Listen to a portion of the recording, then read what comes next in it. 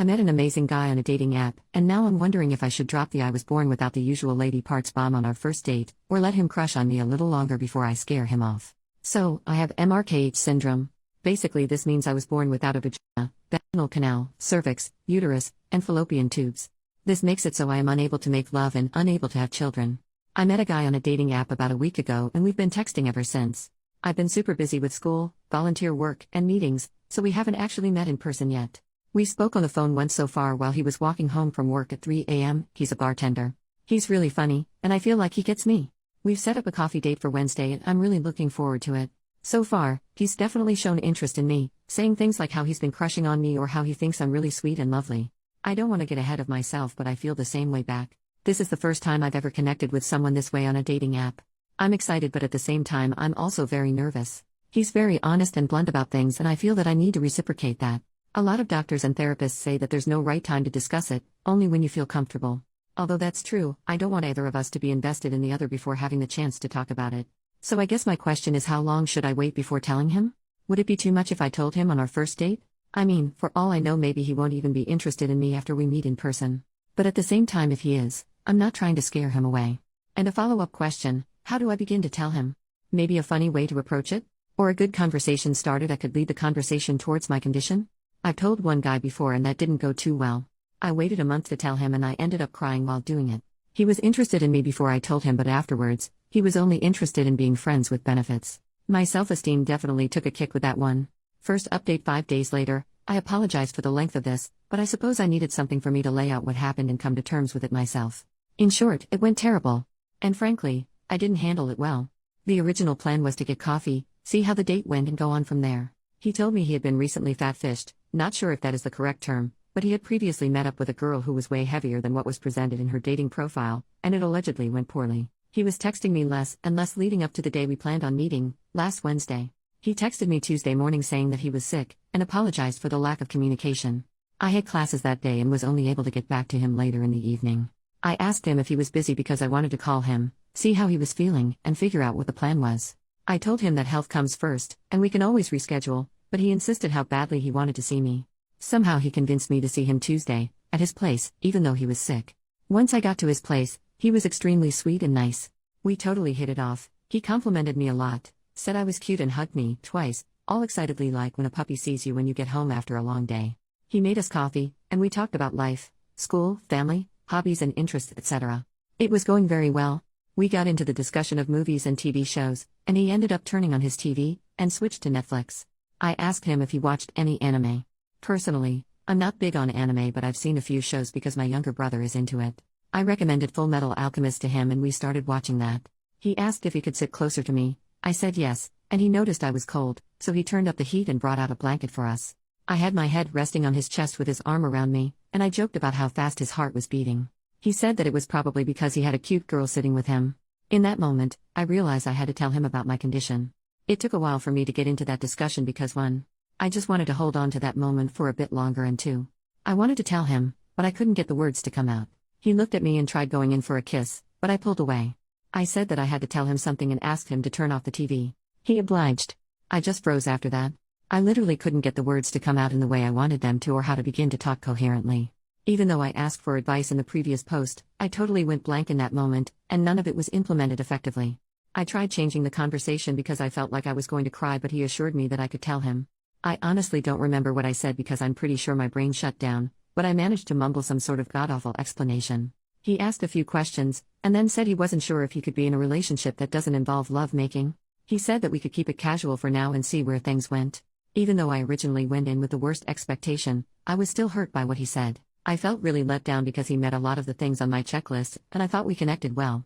I asked what keep it casual specifically meant for him, and he said that we could be exclusive, but he didn't want to get too emotionally attached. I guess that was the part that really stung. I told him that I wasn't looking for a definitive answer yet because it was still too early to tell anything, and I wasn't looking for marriage, but if he knew right now, for a fact, that he can't be in a serious relationship with someone that has my condition, then I wasn't interested.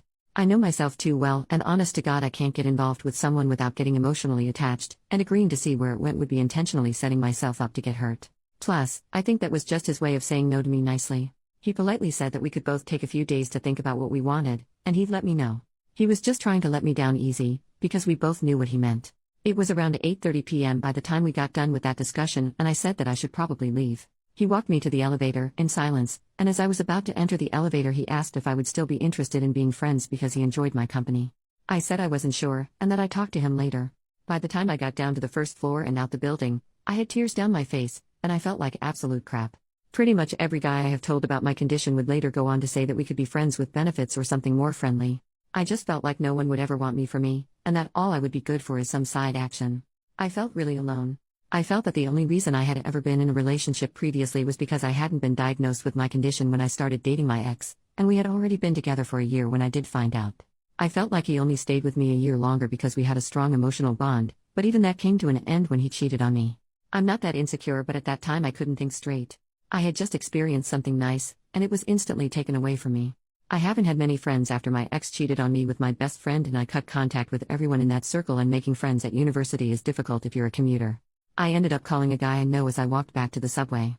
I don't really consider him a friend anymore because he has told me he has feelings for me, but I don't feel the same way back towards him, and he makes constant cheesy statements about me and him despite me telling him not to. I don't want him getting too attached to me, so I keep my distance. But in that moment, I really needed someone, and I didn't have any other option. So I called him, he picked up, I asked if he was busy, and he said he was playing a game with friends and he could call me back later. I didn't want to bother him like that, so I told him it wasn't necessary. So, I did something very stupid, and called my ex. His girlfriend, the girl he cheated on me with, had him block my number, so it went straight to voicemail. Like any insane person, I left a very pathetic voicemail, sobbing and all. I said I didn't have anyone to talk to and apologized for calling him, but I couldn't think of anyone else to talk to. I didn't mention what happened or anything, just that I needed someone. I stood outside in the cold, it's snowing here, for a while until my whole body felt numb. I gathered myself and thought, come on, what the heck are you doing? This is not you. You're better than this. I promptly got on the subway, went home, got into bed, and went to sleep. I woke up the next morning with a fever. That's what I get for getting too close to a guy that's sick, but still had to go to class and attend tutorials. I thought about my reaction a lot, and how poorly I had handled it. Clearly, I have issues I need to work on. I stayed late after the tutorial getting extra help, and after my TA was done helping all the other students, I went to her office and privately asked her if she had any recommendations for someone that I could talk to on campus. She asked me if it had to do with academic stress or something more personal. I said the latter. She pulled out her laptop so quick and got me numbers, emails, and addresses for places I could contact on campus. She told me that she understood and that she too was having issues a couple months ago and recommended a clinic she had been to personally. I couldn't stop thanking her. Before I left, I said, it's not a big deal or too serious. I guess things could always be worse, and without skipping a beat, she said yeah, but things could also be a lot better. I thanked her for her help and left. He hasn't texted me in 2 days now. I'll wait a little longer, but I guess I got my answer. I realize I am not ready for dating. For the time being, I should get help. It's not that I can't handle rejection, but the fact that time and time again, I get guys who are totally into me, and aren't looking for lovemaking right away because they want something more meaningful, but as soon as I mention no lovemaking at all, for now, at least, they turn me down. If they rejected me right from the start, and we didn't get along well, I could handle that perfectly fine. I can't help but think I'm a defective human, and will never find a guy who would appreciate me for me. I have yet contact the number my TA gave me. If you've read this far, thank you. If you have any advice, things I should improve on, better ways to handle situations like this, constructive criticism, or any other comments, I would greatly appreciate it. Thank you. Final post 2 more days later. I just wanted to address some common questions, and to clear up some things I've mentioned in the comments briefly. I hope this post is a little more coherent and organized than my previous ones. But before I do that, I really just want to thank everyone for all your nice messages and advice. You have no idea how much it actually means to me, and how much I appreciate it. Quick update, I texted Kyle yesterday and he replied. I asked him how he was feeling. He said he was even more sick than earlier. I said I was too, and I said it was his fault, in a joking way, because it was just as much my fault too. I told him about how I had a volunteer thing at university which I went to and how I nearly fainted because of my fever and ended up coming home early. But that was it. We didn't talk about much else because he stopped responding. In addition to this, I haven't called the number my TA gave me because they are only open Monday to Friday from 8 a.m. to 4 p.m. So, I'm going to be doing that on Monday, hopefully. My condition, the exact name for my condition is Mayer-Rokitansky-Kuster-Hauser syndrome, or MRKH syndrome for short. It affects 1 in every 5,000 women. A lot of people, I'm assuming they were trolls, stated that I was a guy or something along those lines. Just to clarify, I am a woman, I look like a woman physically and I felt like a woman my whole life. I was genetically born with 20 chromosomes. Being a woman is not something I doubt. There are basically 2 types of branches within MRKH. Type 1 is an isolated occurrence, meaning there is only a lack or underdevelopment of internal reproductive organs. Type 2 is more serious as it is also associated with auditory, vertebral, renal, and cardiac issues. This may include hearing loss, bent or curved spine, missing kidney, etc. I have type 1. There are a lot of variations for each woman and to what extent they are affected by this. I am mainly going to be talking about my individual case. Diagnosis: a lot of people were confused as to why I was only diagnosed with this a year ago and not at birth, and why did I find out after already being with my ex for over a year. The way MKRH works is that it affects internal reproductive organs. This means that just by looking on the outside, it is undetectable. From the outside, I look like a normal female. I have normal external genitalia, including a clitoris, urethra, labia, etc. I am missing the vaginal opening, cervix, uterus, fallopian tubes, and my ovaries are underdeveloped. My ovaries contain a few eggs, and they function enough to produce lower levels of estrogen, which is why I am still physically able to look like a female. For me personally, instead of a vaginal opening, I have something called an indentation or dimple. For 18 years of my life, I lived thinking I was just like any other girl. I never once suspected anything was wrong. When I started dating my ex, we never attempted to make love because neither of us were ready. But this was around the time I started to feel like something was wrong. One main reason was that I hadn't started my period, and the second being the fact that I wasn't able to insert a finger inside myself. For some reason, at the time, I assumed periods and fingering went together. I thought that once a girl got her period, her privates opened and the barrier fell out or something like that. It's weird looking back at that now, haha. I went to the doctor's one day, this was before I started dating my ex, with my mom after she started getting worried about me not getting my period. This is probably one of the most common ways women with MRKH find out about it. The doctor simply assumed that I was a late bloomer and told me to fix up my diet and work out. I was underweight at the time, around 82 pounds with a height of 5 feet.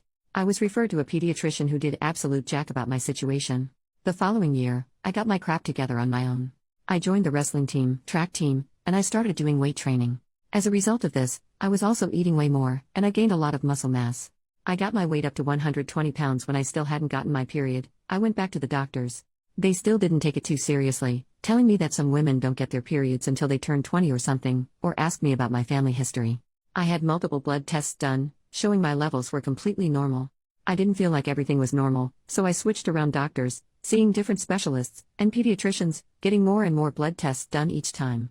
Needless to say, I was getting tired of blood tests because I knew they didn't show anything. One doctor said my prolactin levels were too high, but I think that was circumstantial. Prolactin is the hormone that produces breast milk in pregnant women, and she kept insisting that I had breast discharge, which is something I had never experienced before in my life. Somehow, I can't exactly remember which doctor, I ended up getting put on birth control pills as an attempt to reset my biological functions and induce a period. I diligently took the birth control pills every day. Nothing happened. This is when I thought, is it just me or does healthcare in Canada suck? Then another doctor suggested I get a pelvic ultrasound done. This is when they found the issue. The poor lady who did my ultrasound spent over an hour looking for my uterus, which didn't even exist. The doctor did a pretty terrible job of telling me the news, in all honesty. She stood at the door, ultrasound reading in hand, with the door wide open, and told my mom I had MRKH. She said according to the ultrasound I had an underdeveloped uterus. This ends up being false later. She literally didn't even spend 2 minutes talking about it and left. I walked back to the car with my mom. She was crying as she called my dad and told him the news. His response was just to start swearing, not knowing he was on speakerphone and I could hear him. And then he said, "It's okay, just forget it." I came home, and I did some Googling and started to learn more about MRKH. I had already been with my ex for over a year up till this point, and I texted him while he was at work, and told him about it. I also added that if it changed anything between us, that I would understand, and I wouldn't hold it against him.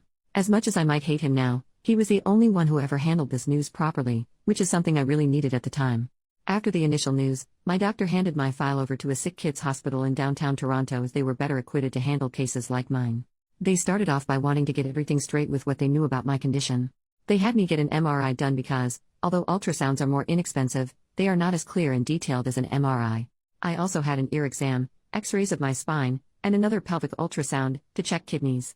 Doctors aren't allowed to disclose patient information, and of course, the poor lady spent a good while looking for my uterus and even called in another technician to help. I ended up asking them if they were trying to look for my uterus, because I didn't have one. The look on their face was hilarious, as I'm sure they probably never heard of my condition either. After I met up with my doctor, and everything was figured out, I was properly informed that I did not have any issues with my spine, or kidneys, or ears, but I was missing a uterus, cervix, vaginal canal, and fallopian tubes. I was called in for another appointment after a couple weeks, and they did a physical examination where they wanted to measure the depth of my vagina. They had me lay down with my legs in the stirrups, and they took a Q-tip covered in a lubricant gel and inserted it in me. The depth of it was about 3 millimeters deep. It was actually quite painful, and I hated doctors by this point anyways. Family situation: my parents are pretty religious, and discussions about topics about the female body, menstruation, and private matters like that are highly taboo. Everyone knows about it, but no one talks about it. My mother isn't educated and she doesn't know English well, so most of the time when I went to the doctors, I went with my dad. It was very weird and awkward. The few times my dad refused to go with me, I went with my mom and had to translate everything the doctors were saying for her. After my last appointment with Sick Kids Hospital, they referred me to a social worker who gave me her business card, some brochures and other things with information about my condition. My dad took those from me and threw them out, saying I didn't need them. They also asked if I would like to attend the support group meetings they had weekly at the hospital, to which my dad also insisted that I didn't. Going to therapy at the hospital in secret isn't an option because it's too far. I can't drive on the highway yet, and it would be impossible for me to make up some lie to go. Taking the bus there would take over 2 hours, which I don't particularly mind doing if it helps me, but I don't have time due to school.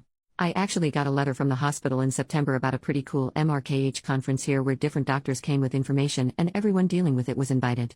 I really wanted to go. But again, it was far. I figured since it was a once-in-a-lifetime opportunity, I could definitely bus there. The event started at 8 a.m. and busing literally took 5 hours. It was unrealistic for me to go. So then I told my parents about it and they said, "You don't want to go to that. They'll put all sorts of rubbish in your mind and now you're not really a woman." I tried arguing that it was exactly the opposite of that, and that they want to inform you that you are a woman despite the lack of certain organs. They responded by taking away the letter, which had a website address on it, I had received from the hospital, and throwing it away. I had someone telling me that I need to stand up to my parents. My parents aren't the issue, but my dad is. Unfortunately, due to the circumstances that I don't particularly want to reveal online, standing up to him jeopardizes everything for my mother and my younger siblings, which is something I refuse to do. I am well aware of the crappy situation I am in. I know they are being abusive, in more than one way. I've thought long and hard about it, and I've come to the terms that not doing anything about it is the best approach. I'm not saying this out of fear or wanting to be selfish and pretending like we're a normal family. I've seriously taken everyone's well-being and the future of my younger siblings into consideration, and unfortunately, this is the best option for now. Surgery: I had a lot of people asking or informing me about surgery.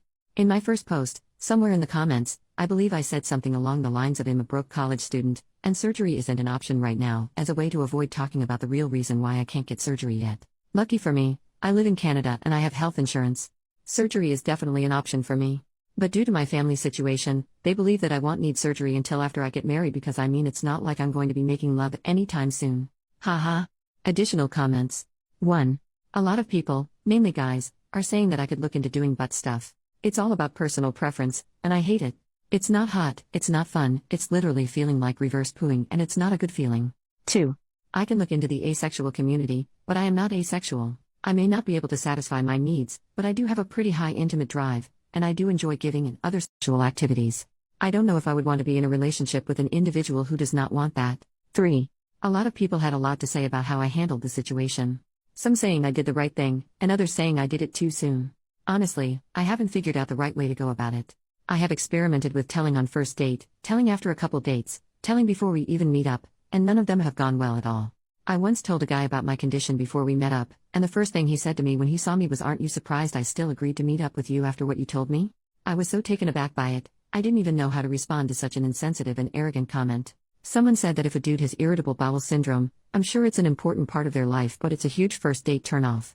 So he shouldn't disclose it on the first date. True, but it's not like them screwing is going to be affected by his IBS. I didn't disclose it because it was an important aspect of my life, but because it was relevant to what was happening. I evaluated the situation I was in with Kyle and noticed that he was trying to get to the next level, so I had to tell him. Agree or not, first date material or not, I'm going to stand by with what I did because in that moment it was the right thing to do. 4. I am not going to disclose this on my dating profile. It's easy for everyone to sit there and suggest I do that, but you don't really know what it's like until you're actually in the situation yourself. I don't want to publicly display it to guys I'm not interested in, nor to those who aren't interested in me. I know guys who also use those dating apps, and I don't want them to stumble across my profile and find out about it. 5. The guy I ended up calling on Tuesday night, after I left Kyle's apartment, he knows about my condition. He has told me that it wouldn't bother him. I had a lot of messages telling me that I shouldn't friendzone him, and that I should give him a chance. Here is the real reason why I'm not attracted to him, nor why I would never ever give him a chance. He's basically doing nothing with his life. He's 24, lives with his mom, doesn't work, can't drive, plays video games all day, uses his depression and anxiety as an excuse from putting in any effort towards having an independent life. Whereas I, on the other hand, I work part-time, I study my butt off in school, and I make time to do extracurricular stuff. I also deal with depression, self-harm, and self-destructive thoughts.